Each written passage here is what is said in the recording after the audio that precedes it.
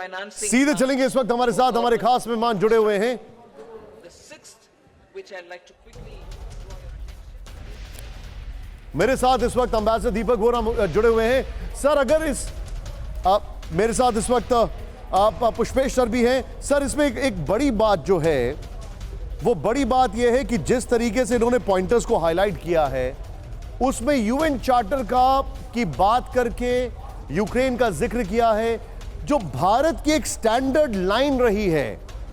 ऐसा लगता है कि उस लाइन पर सबको साथ लेकर चलने की कोशिश है। और मैं आपको वो रीड आउट करता हूं सर लाइन। वो लाइन ये है, and I quote, we will unite in our endeavour to address the adverse impact of war on global economy and welcome all relevant and constructive initiatives that support a comprehensive, just and durable peace in Ukraine that will uphold all the purposes and principles of the UN Charter for promotion of peaceful, friendly and good neighborly relations among nations in the spirit of one earth, one family, one future। सवाल ये है sir, ये भारत की एक standard line है और उस standard line में भारत का जो ये मोटो रहा है, one earth, one family and one future, इसको इसके साथ ब्लेंड किया गया। I think this is a big achievement Bharat के लिए। नहीं, निश्चित रूप से मुझे लगता है कि ये बहुत बड़ी उपलब्धि है और ये सिर्फ शब्दों का खेल नहीं है, लफ्ज़ी नहीं है। कहीं ना कहीं यदि आप देखें तो हर शब्द अपना वज़न रखता है और उसमें कहीं ना कहीं ऐसा भ्रम भी पैदा होने की गुंजाइश नहीं है। किसी को असहमति संयुक्त राष्ट्र के चार्टर से नहीं हो सकती, मसौदे से नहीं हो सकती, और जो हमारी एक धरती, एक पृथ्वी, एक जनता, एक परिवार, एक भविष्य, वो इसमें जुड़ा हुआ है। तो मुझे लगता है इससे बेहतर मसौदा कोई तैयार नहीं हो सकता था। एक बड़ी बात यह है जो इसमें टर्की की बड़ी तारीफ की गई है और ये बहुत बड़ी बात है। मैं सीधे चलूंगा यहां पर अमिताभ जी के साथ। ये इन्होंने कहा है कि we appreciate the efforts of Turkey and UN brokered Istanbul agreements consisting of memorandum of understanding between Russian Federation and the Secretariat of the United Nations on promoting Russian food products and fertilizers to the world market and the initiative on the safe transport of grain and foodstuff from Ukrainian ports। Amitabh ji, UN भी है, Turkey भी है और निगाहें south Africa पर भी हैं और मदद रशिया की भी है। I think it's a very mature step। Yes, ये बहुत एक मैच्योर स्टेप है। मैं देख रहा था, मैं आप जब ये न्यूज़ आ रहा था उस समय भी पढ़ रहा था। एक बहुत इंपॉर्टेंट चीज़ जो है उसमें एम्फसाइज की गई है कि फूड सिक्योरिटी इंश्योर किया जाएगा, क्योंकि फूड सिक्योरिटी को यूक्रेन युद्ध से बहुत लेना देना है। और उसके अलावा जो उसके जो सारे चीज़ें थी उसको भी इनकॉर्पोरेट किया गया है। तुर्की का नाम लिया गया है, यूएन का नाम लिया गया है, यानी किसी को छोटा नहीं किया गया है, किसी को सबको एनकम्पास किया गया है। सबसे इंपॉर्टेंट है कि ये सारी चीजें दिल्ली डिक्लेरेशन में है, वो इंपॉर्टेंट है मेरे लिए निशान।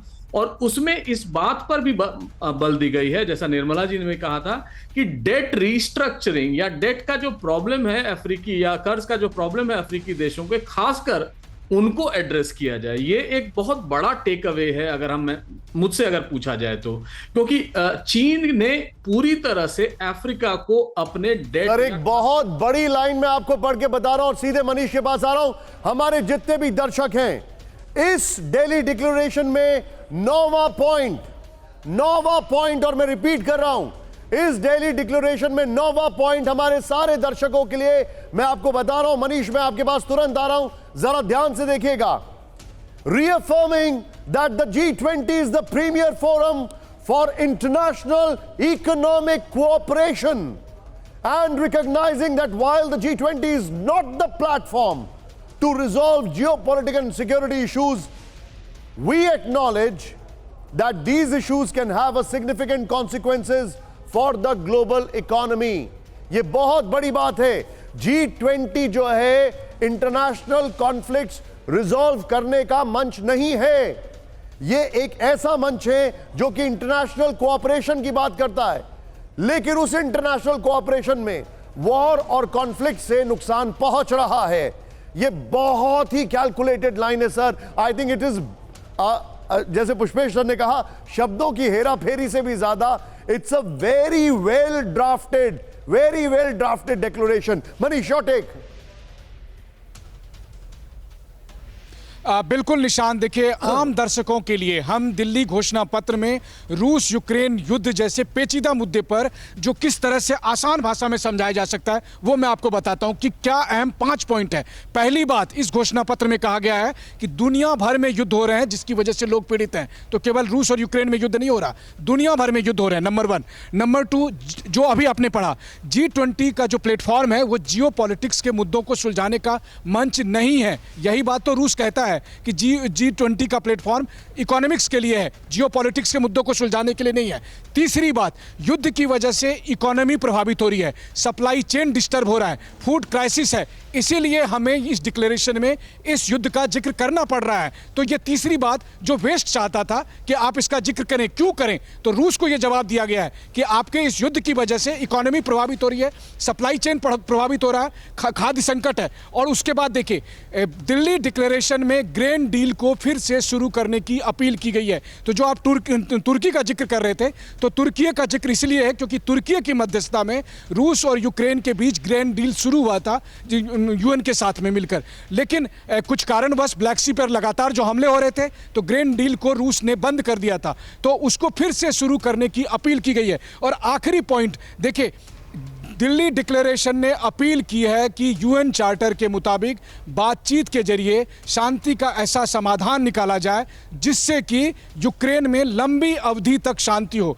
यानी कि बातचीत शुरू की जाए, कोशिश किया जाए कि युद्ध खत्म हो और एक ऐसी शांति का समाधान निकाला जाए जिससे लंबे अवधि तक यूक्रेन में पीस हो। तो ये 5 बड़े अहम पॉइंट हैं जो इस वक्त दिल्ली डिक्लेरेशन में आप रूस यूक्रेन युद्ध से जुड़ा समझ सकते हैं कि देखिए इस युद्ध में यूक्रेन की भी बातें हैं, रूस की भी बातें हैं, इसके अलावा भारत ने जो एक पूरा वैश्विक परिदृश्य है उसको रखने की कोशिश की है कि केवल यही एक युद्ध नहीं है लेकिन इस युद्ध का खात्मा जरूरी है इस दुनिया की इकोनॉमी के लिए, इस दुनिया में जो खाद्य संकट है उसको दूर करने के लिए, यहाँ पर जो सप्लाई चेन डिस्टर्ब हो रहा है उसको दूर करने के लिए। सोचिए भारत में फर्टिलाइजर की दिक्कत हो रही है, क्यों दिक्कत हो रही है, इस युद्ध की वजह से, इसलिए G20 को दखल देना पड़ा, इसलिए दिल्ली डिक्लेरेशन में इसका जिक्र है। लेकिन साथ में यह भी कि G20 को वेस्टर्न कंट्री का एजेंडा नहीं बनने दिया जाएगा क्योंकि यह जियो पॉलिटिक्स के मुद्दों को सुलझाने का मंच नहीं है। तो साफ तौर पर यह अहम 5 ऐसी बातें हैं जिसके जरिए TV9 के दुनिया भर के दर्शक समझ सकते हैं